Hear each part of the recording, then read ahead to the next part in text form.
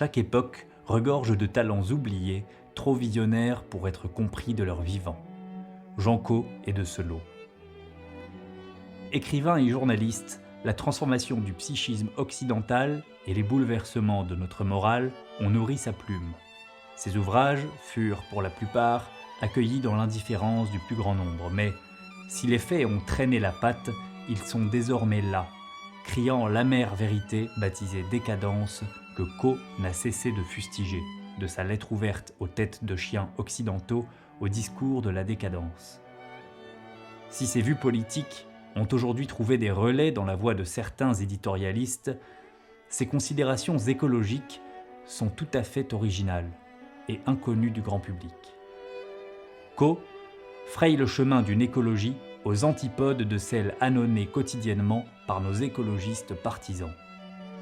Au socialisme matiné de verdissement de l'économie, il oppose son aristocratisme radical et puise son élan dans l'amour de la vie et de l'innocence.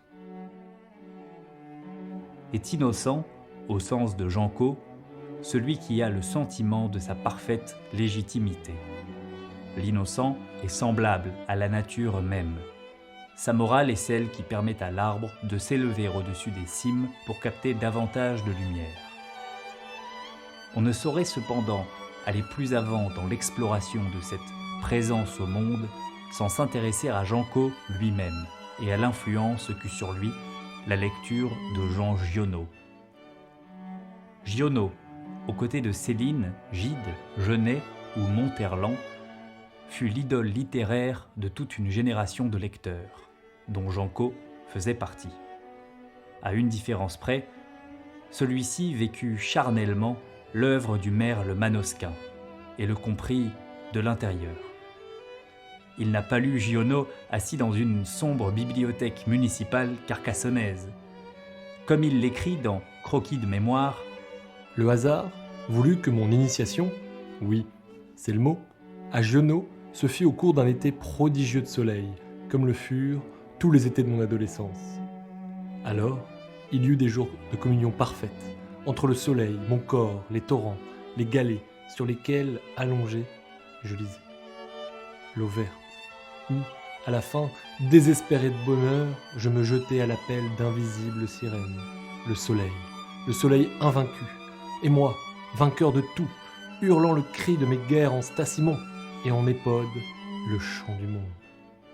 Comment le jeune Cau pouvait-il ne pas être ébranlé par la merveilleuse errance païenne de Giono et par son prodigieux souffle lyrique? Comme son maître, le jeune Cau en vient à vénérer absolument l'innocence de la nature. Celle de Panthurle dans Regain, qui gémit de bonheur quand giclent les tripes du renard qu'il dépaisse. Celle de l'incroyable orgie de vie du prélude de Pan, quand les villageois dansent avec loups et juments. Dans le meurtre d'un enfant, c'est à une anémone que l'adulte Cau doit sa découverte de l'innocence. Une anémone qui, déployant lentement ses tentacules autour de sa proie, dévore le morceau de fromage qu'il laisse tomber. Et cette révélation de l'horreur, une fois de plus, n'a pas lieu n'importe où.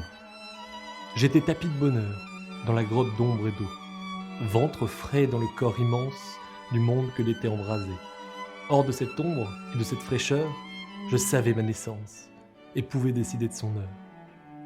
Cau se donne un autre motif pour admirer son maître et embrasser aussi pleinement son œuvre. Giono, gourou de mes 15 ans, illuminait et enluminait mes origines et ma race. Cau descend d'une lignée de paysans languedociens vertigineuse d'ancestralité, dont les vertus sont au cœur du roman gionien. Avec Giono, le sublime de la ruralité paysanne a trouvé prosateur pour décrire ces gestes magnifiques. Le labour à cheval, la lecture des étoiles, l'entrelac du latin de cuisine et du patois régional, la connaissance des arbres, de l'eau, des vents, des bêtes, l'érudition de la nature et de ses cycles. Quelle radicale différence pour Cau avec le citadin contemporain, éperdu de neuf, de célérité, et dont la satiété matérielle est sans cesse frustrée par l'obsolescence programmée.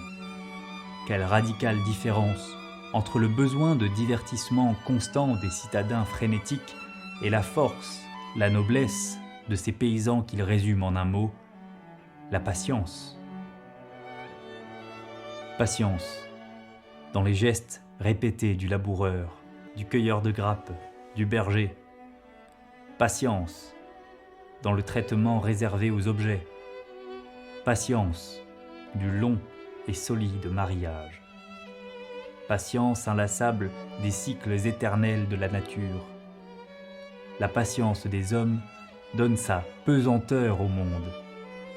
Car c'est bien dans ces termes de vitesse et de masse que Janco, dans l'éloge incongru du lourd, lit le monde occidental. Curieuse catégorie pour parler d'écologie. Comme nos sociétés sont en perpétuelle fuite, elles s'allègent pour que leur course soit plus rapide. Et Il y avait de la durée partout. Dans les objets et les murs des maisons, dans les fiançailles et les mariages, dans les rêves et les amours. C'était solide. Ça a duré longtemps. Même la miche de pain que mes bras arrivaient à peine à embrasser, tant elle était énorme, durait 8 jours. Et l'acte de jeter du pain relevait des tribunaux sacrés. J'allais oublier qu'il y avait aussi de la durée dans l'élevage des poulets et des cochons. Et au lycée, nous apprenions des matières lentes, le latin. la patience, la lenteur, des mots rouillés et oubliés qui marquent pour Janco la décadence occidentale tournée vers le nouveau veau d'or, la légèreté. Légèreté de l'objet dont on se débarrasse avec cruauté, légèreté des images volant sur les écrans, légèreté de l'âme qui s'attache avec la même facilité qu'elle abandonne. La légèreté comme ultime argument de vente pour n'importe quel objet de consommation. Légèreté des datas volantes, légèreté des smartphones sans cesse améliorés. Légèreté d'un tweet, d'un like inconséquent. Légèreté des promotions en cascade lors du Black Friday. Les valeurs qui portent la civilisation seraient elles-mêmes vidées de leur contenance. Le courage, la fidélité, la confiance, le don, le sacrifice, la patience, le travail. Janco et le dieu de ses 15 ans communient aussi dans cet amour de la patience. Dans Les Grands Chemins, Giono fait ainsi parler son héros. Je suis en ce moment sensible à tout ce qui donne une certitude, quelle qu'elle soit. Et j'envie ceux qui sont arrivés à confier leurs besoins de certitude à la terre et aux 4 saisons. De même, dans Destruction de Paris, Courez, vous pouvez courir. Le but est derrière votre dos. Suis-moi. Il n'y aura de bonheur pour toi, homme, que le jour où tu seras dans le soleil debout, à côté de moi. et puis, dans Les Vraies Richesses, Il faudrait si peu de choses pour que soit réalisé ce que vous désirez sans le savoir et pour vous faire exactement semblable à moi-même. Vous débarrasser de votre ville. Que tout le monde se débarrasse de sa ville. tirons les conséquences de cette double lecture de Co et Giono. Aucun verdissement de notre civilisation marchande n'est possible, puisque son principe même fut de rendre le monde consommable, et donc jetable et destructible. La véritable mesure, c'est la reconquête de la patience. Et si Co écrivait encore, avec quelle aisance mettrait-il la plupart des écologistes contemporains face à leurs contradictions ? La société traditionnelle, contre laquelle certains écologistes s'érigent au motif d'ismes multiples, fut pourtant la plus à même de réaliser cette harmonie, en ce qu'elle fut civilisation de la patience. Elle est aujourd'hui moquée, raillée, haïe. Notre écologie, techno-scientifique, qui ne jure que par le nombre et la réforme, ignore ce qui constitue pour Coe la véritable et grande mesure écologique, l'élan des individus vers la patience et la nature.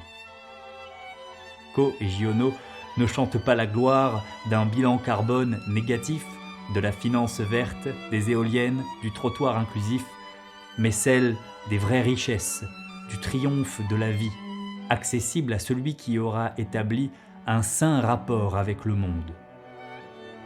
On ne pourra s'empêcher de relever cette contradiction de notre époque. Le changement climatique est l'une des plus grandes crises que l'humanité traverse, mais nous cherchons la solution dans l'élaboration de normes sans s'intéresser à la nature même de notre rapport au monde. Coe et Giono le savaient, eux, que la morale de nos contemporains ne permettra jamais aux Occidentaux de quitter la frénésie haletante de consommation qui détruit la vie quotidienne et la richesse de la nature. Bataille culturelle, bataille existentielle. Aventure individuelle, le retour à la nature n'est pas une fantaisie écologiste pour citadins avides de retour aux sources.